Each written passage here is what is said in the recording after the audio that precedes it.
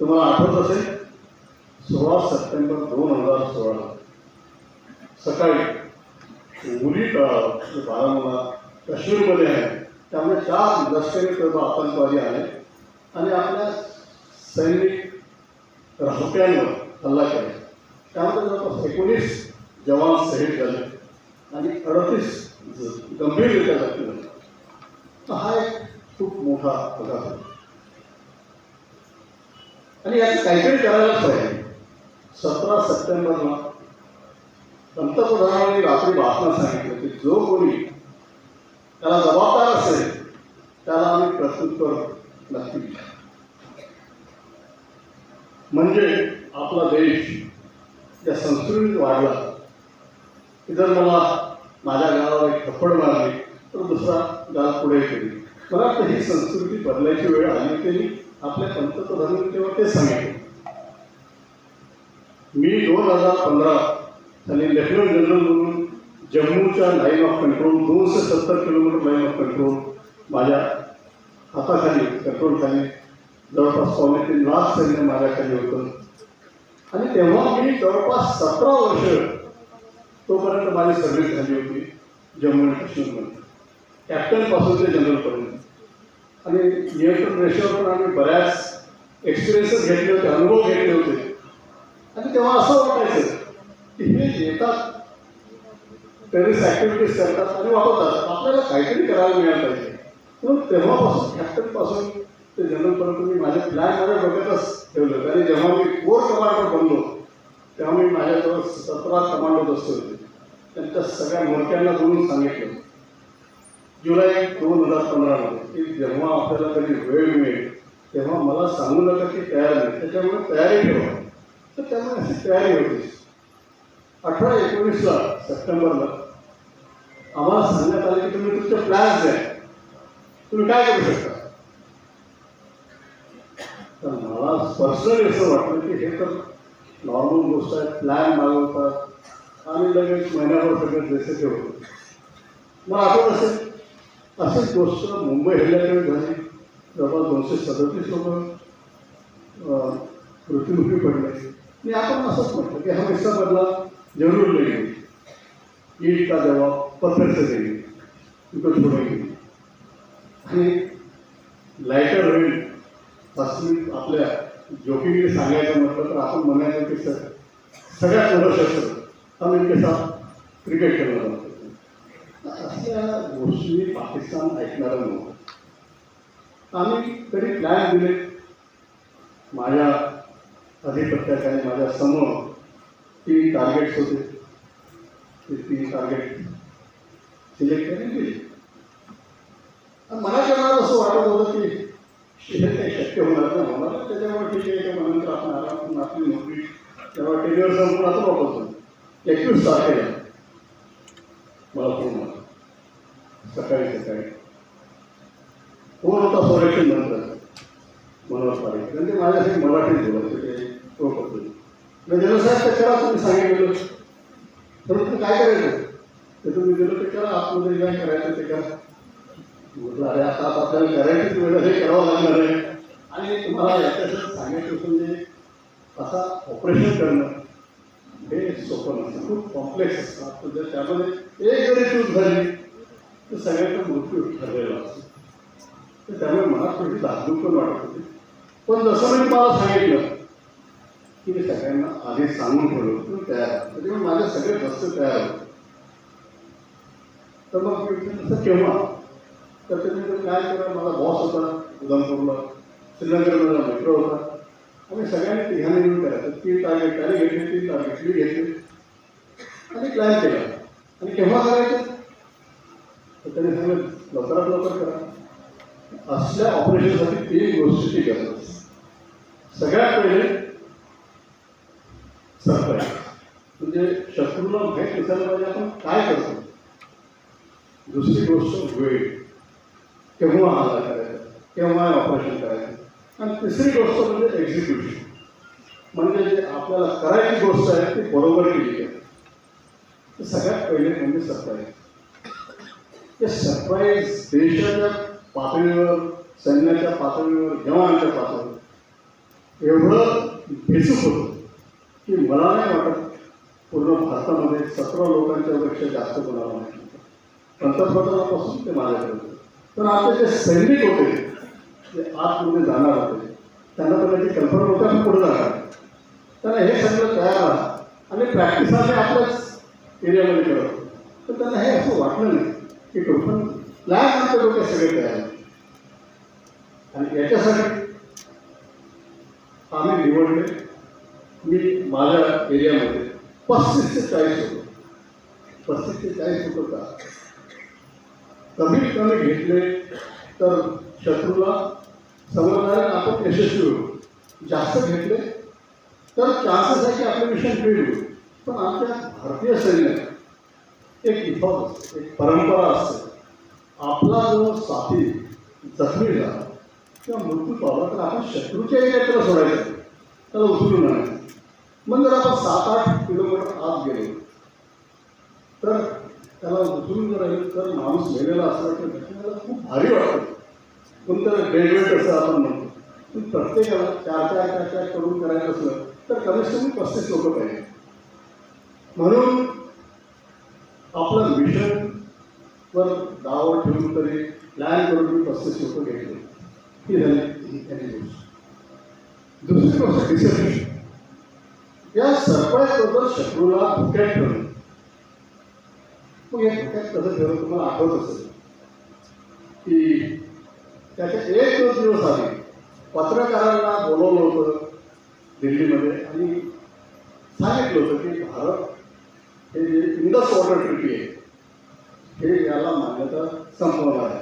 मग असं हे याचं असं तरी वाटलंच नाही पाकिस्तानला आपण असं काहीतरी करू शकतो. हा एक दुसरा मुद्दा झाला. म्हणजे दुसऱ्या दिवशी जेव्हा तुम्हाला आठवलं टी व्हीवर आलं की भारताने असं केलं आहे आणि मग सगळे पत्रकार बसले होते.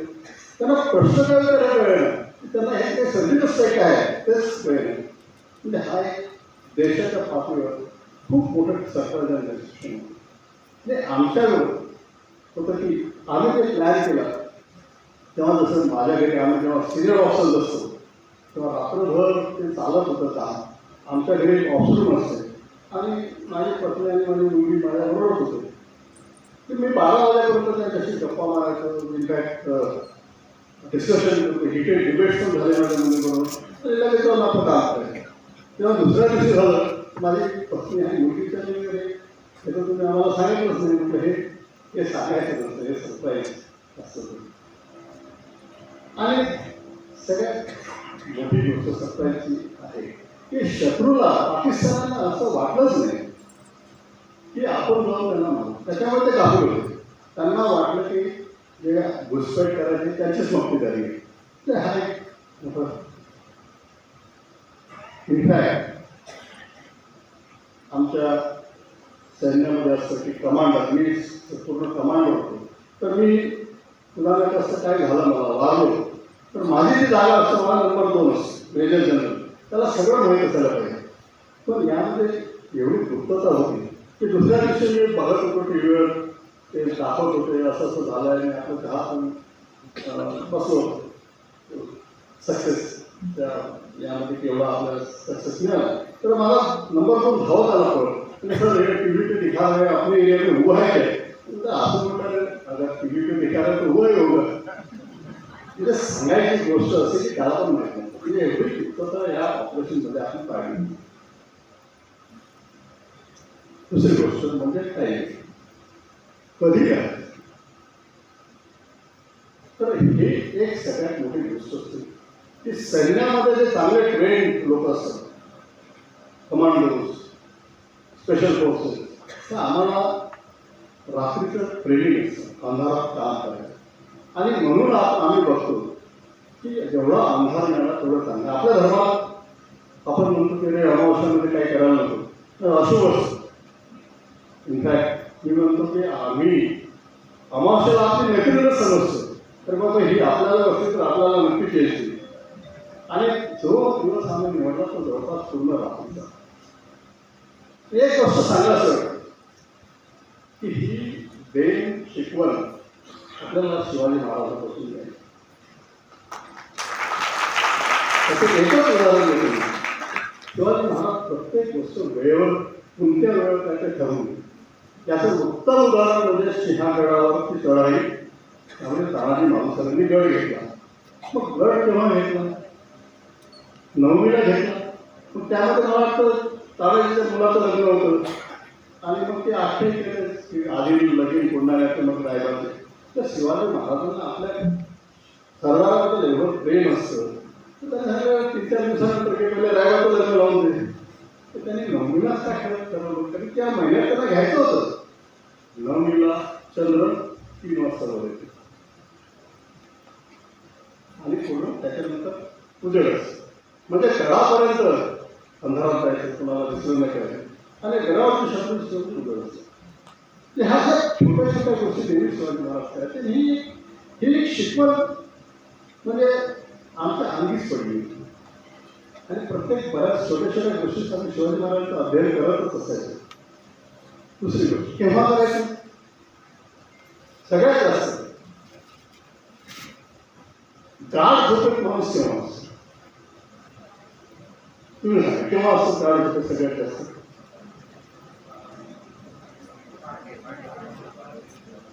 आता आठवून बघा आणि अनुभवून बघा.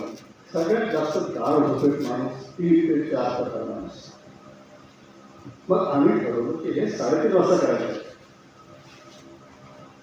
आणि दुसरं एक असं पण हे होतं त्यामध्ये कारण की भारतीय सैन्यामध्ये अगेन आपल्याला आपल्या छत्रपतींची शिकवण आहे की सर्व धर्मियांचा आदर करावा. आणि हे सगळे जे टेररिस्ट होते कॅम्पमध्ये ते सगळे मुस्लिम होते आणि त्या दिवशी आम्ही अटॅक केला. त्या दिवशी त्यांचं पहिला नमाज असतो फजर का नमाज म्हणतो त्याला तो 4 वाजून म्हटलं जे काय करायचं कोणीही जर आपल्या धर्माचा प्रेयर करत असेल तेव्हा त्याला मारायचं. तुम्ही 3 वाजून 32 मिनिटांनी ठरलं की तेव्हा आपण काय आणि हा असा प्लॅन झाला होता. तुम्ही पिक्चर पाहिला असेल. मला बरेच लोक विचारतात की उरीमध्ये काय कसं झालं तसंच झालं काय. उरी पिक्चर जे काय झालं कन्सेप्च्युअली सेम होतं. त्यामध्ये पण थोडंसं सिनेमॅटिक लिबर्टी घेतात, मसाला भरतात. ते जर नसतं झालं तर मग पिक्चर कोण बोलतो डॉक्युमेंटरी झाली असते. तर त्यामध्ये फॉर एक्झाम्पल मला तुम्हाला छत्रपती माहिती होती काय? आम्हाला सगळी माहिती त्यामुळे काही गरज नव्हती. सगळी माहिती इनफॅक्ट त्या पिक्चरमध्ये दाखवते एक ती नटी अशी दाखवत असते इथे आहे इथे आहे ते. आमच्या आर्मीमध्ये असं काही नट्यामध्ये काय नसतं तसं काही सगळं आम्हाला सगळं माहिती. इनफॅक्ट ते दाखवतात गरुड पक्षी जाऊन बघतो ते थोडंसं इफेक्ट द्यायचं किंवा टार्गेटवर गेल्यावर तो एक बघतो की शोधत बसतो की इब्राहिम किंवा अब्दुल्ला शोधत असतो तेव्हा वेळ नसतो आपण म्हणजे टार्गेटवर जायचं ॲक्शन करायचं वापस यायचं. पण ह्या थोड्याशा सिनेमॅटिक लिबर्टी घेतल्या त्या उरी पिक्चरमध्ये. ह्या झाल्या 2 गोष्टी. सरप्राईज आणि काय नाही. आणि थर्ड मुख्य गोष्ट असते हे इम्पॉर्टंट सगळ्यात इम्पॉर्टंट एक्झिक्युशन काम करायचं. आता मी तुम्हाला सांगितलं की माझं जर 17 केली होते 17 जे होते त्यांना आयसोलेशनमध्ये ठेवलं क्वारंटाईन. 7 दिवस आधी त्यांना कुठं जायचं नाही काय बोलायचं नाही मोबाईल नाही घरी नाही कुठं नाही. आणि त्यांना शेवटच्या दिवशी सांगितलं 3 सिलेक्ट करून की बाबा तुमचं हे टार्गेट आहे. मग आज कसं जायचं? जर तुम्ही लाईन ऑफ कंट्रोलवर गेला असाल तर तुम्हाला तिथे दिसेल की एक समोरासमोर शत्रूची आपली चौकी असते आणि एका चौकीच्या दुसऱ्या इलेक्ट्रॉन डिस्टन्स असतं जवळपास 150, 200, 300 मीटरपर्यंत असतं. जमिनीच्या जशी भौगोलिक परिस्थिती त्याप्रमाणे. आणि या दोघांच्यामध्ये 1947 पासून सुरू लावले माईंड. मग काय जर आपली टीम गेली आणि माईंड उडलं तर खतम. मग काही मिशन सक्सेसफुल होऊ शकत नाही. मग आम्ही काय केलं जेव्हा मी जसं तुम्हाला सांगितलं तयार करायला सांगितलं होतं तेव्हा त्या काळातच आता लाईन ऑफ कंट्रोल क्रॉस करून माकडं गाढवं यायची तर आम्ही बघायचं त्यांना सांगायचं कुठे बेरिंग आहे कंपासमधून कुठे येतं. तसे करून आम्ही 2-3 महिने आपल्या काळ्या वायर दाबून ठेवायचं आणि आम्हाला त्यांचे रस्ते तयार करून ठेवले. तरीसुद्धा 150 मीटर अंतर क्रॉस करायला आमच्या प्रत्येक टीमला जवळपास 2-2.5 असतात. पण अशी गोष्ट आहे, शेवटी देव आपण पाहिजे असतो. जर आपल्याला त्याला यश द्यायचं असलं तर यश देतो. आमच्या तीनही टीमपैकी एकाही टीमला माहीत लागली त्या सगळे सुखरूप राहतो. इथे त्याचा अर्ध वेळ सांगतो. त्याच्यानंतर दुसरी गोष्ट असते की आपण बोलायचं कसं.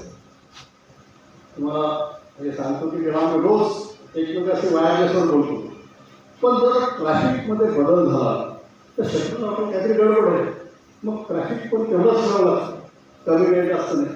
म्हणून आम्ही आता जर आपल्या सगळ्या कोडवर्ड होतो, इथे गोष्ट की फक्त हा कोडवर्ड आहे, त्याची गोष्ट काय जर एमर्जन्सी असली तरच रेडिएशन पूर्ण ओपन करायचं. तर लकीली काही झालं नाही. आम्ही गेलो आणि आतमध्ये आरामात गेलो. जवळपास 3 वाजताच्या आधी आमच्या तीनही टीम्स त्यांच्या टार्गेटवर कॅम्प करत होते. आता जसं पिक्चरमध्ये दाखवलं हेलिकॉप्टरने गेल्यावर तसं आम्ही सगळे पैदलच गेलो आतमध्ये. आणि पैदल जाण्यात नाही म्हटलं तरी किती असं तरी थोडंसं धाकधूक असतं. आणि जर आमच्यासारखे नॉन प्लेइंग कॅप्टन्स तुम्ही पाहिलं असेल ते फुटबॉलचे मॅचेस वगैरे इंटरनॅशनल मॅचेस होतात तेव्हा जो असतो ॲडवायझर त्यांचा तो पळत असतो इकडून त्याला माहिती आहे काय होत नाही तरी आपला तो ॲक्टिव्हिटी करत असतो. तशीच आमची स्थिती असते, काही करू शकत नाही, फक्त बघायचं इथे आता इथे पोहोचते इथे पोहोचते माफ करायचे. आणि नेहमी तयार होते, हेलिकॉप्टर्स तयार होते, काय असलं कमांडोज तयार होते, एक्सिक्यूट करायचे. ह्या गोष्टी आपल्या हातात होत्या. तिथे पोहोचल्यावर जेव्हा तरी कोडवर्ड गेला मला की इथे आम्ही पोहोचलो, तर मग पुढची गोष्ट काय, प्रत्येक कॅम्पवर 4 ते 5 त्यांचे सेंट्रीज असतात. तर ते जसं थोडे गलथान असतात, 3 ते 4 सगळे झोपायच्या मार्गावर आलेले असतात. तर 2 गोष्टी, ते सेंट्री कसे खतम करायचे. एक तर असं आमचा जो सेंट्री सायन्सचे बंदूक होते, सायन्स एकदम बेस्ट बंदूक आहे. इथे मला गोष्ट सांगायचं वाटतं. माझ्या 40 वर्ष आर्मीमध्ये नोकरी झाली, बरेचसे डिफेन्स इन्स्टिट्यूट आहे. पण मला वाटतं भारताला मनोहर पर्रिकर सारखं डिफेन्स इन्स्टिट्यूट मिळालं.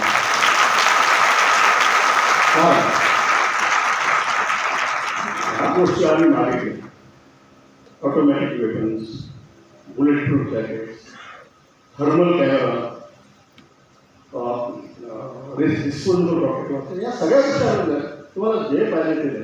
जर तुम्हाला ह्या गोष्टी सरप्राईज आणि ह्या मिळाल्या तर मला नाही वाटत कोणतं सैनिक आपलं काम बरोबर करत नाही. तर याच्यामुळेच होतं की या माणसाला जेवढी आपण प्रणाम करायला नमन करायला तेवढं कमी. तर आम्हाला तिथे केल्यावर मी म्हटलं तुम्ही असं करा की त्याला शूट करा आवाज. तर तुम्ही सर तिथला मी शूट करतो, आवाज आहे का प्रॉब्लेम होत आहे घरामध्ये आहे तुला काय करायचं. तर दुसरी गोष्ट आम्हाला शिकवण्यात असतं, आमच्या कमांडर शिकतात जवळजवळ त्याचं गाळ. म्हणून हे जेवढे सेंट्रीज असते जवळपास 12 ते 14 त्यांच्या सगळ्यांची गळ आहे, आवाज बिलकुल झाला नाही. आणि मग नंतर तुम्हाला सांगितलं सगळं तयार आहे, तेव्हा म्हटलं 12 मिनिटात सगळं जेवढं तुमचं ॲम्युनिशन आहे सगळं त्याच्यावर तयार करा. आणि disposable rocket launcher, LMG, LMG हे सगळे हँड ग्रेनेड्स सगळ्या फायर केले. आणि त्याच्यानंतर 12 मिनिटांनी त्याच्याकडे वापस यायला. त्यामध्ये एकच गोष्ट अशी मनाला थोडीशी खटकत होती की तेव्हा मी प्लॅन करत होतो तेव्हा मला आमच्या चीफने सांगितलं की हे जे सगळं ते फिल्म करून आणा.